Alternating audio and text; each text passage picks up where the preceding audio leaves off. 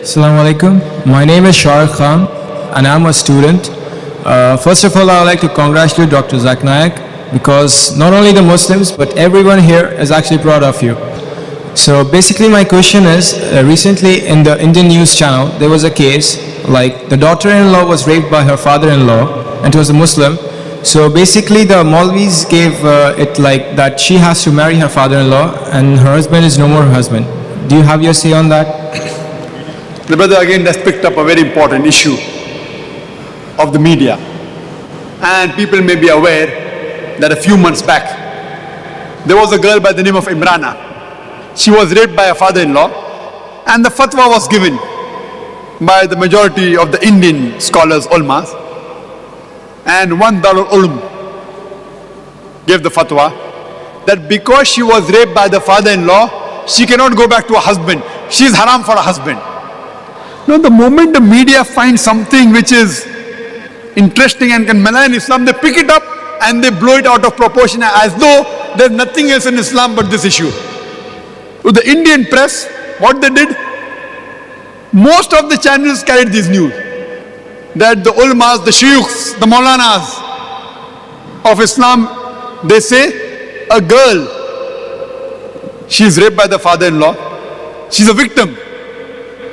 But what does Islam say? Instead of supporting her, now Islam is telling she cannot go back to her husband. She is haram for the husband. And they use this news and they blew it out of proportion even till this day today. Again, I always say that if you don't know how to answer the media, the people should be trained. And later on, after a few weeks, there were some other Muslim scholars who said, no, she is not haram for the husband, she can go to her husband. Whoever is giving fatwa that she is haram for the husband is wrong.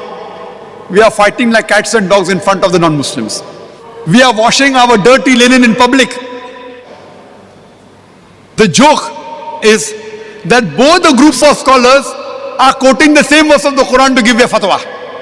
The group of scholars who say that she is haram for the husband, they are quoting a verse from the Quran from Surah Nisa, chapter number 4, verse number 22, which says that you cannot do nikah with the woman who your father has done nikah with. Now in Arabic, nikah has got two meanings. One meaning is marriage and the other meaning is sexual intercourse. And you ask any Arab who is well versed with Arabic, he'll tell you yes, nikah has got two meanings. One is marriage, the other is sexual intercourse. Now this first group of scholars, which are in majority belonging to a group of Darul Ulum, they take the meaning of nikah as sexual intercourse. So if you take the meaning of nikah as sexual intercourse, the verse of the Quran says that you cannot have sexual intercourse with your sister. You cannot have sexual intercourse with your paternal auntie, with your maternal auntie, and you cannot have sexual intercourse with that woman who has had sexual intercourse with your father. So based on this, they say that father did sexual intercourse with the woman, now that woman cannot do sexual intercourse with the son, therefore the husband becomes haram. The other group is fighting, no, it is nikah, and we are fighting like cats and dogs.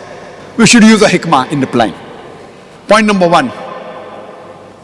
What happened with Imrana was not sexual intercourse, it was zina bil jabr, rape. There's a difference between rape and sexual intercourse. And rape is not called nikah in Arabic. Point number one.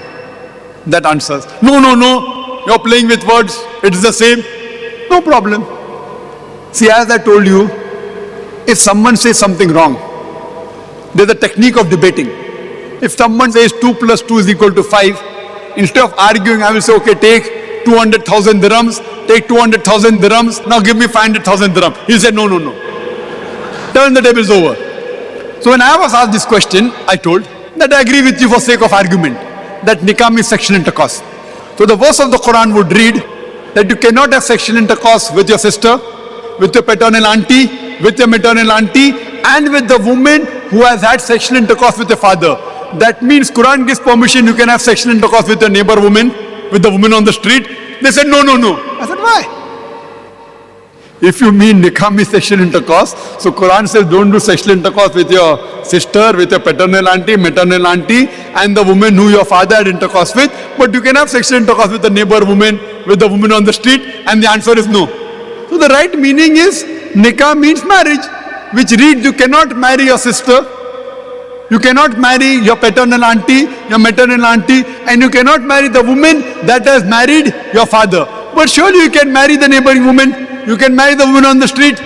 So with hikmah, without fighting, who is right, you give this, and no ulama will ever say that you can do sexual intercourse, zina, with a girl on the street. So use your hikmah and the problem is solved.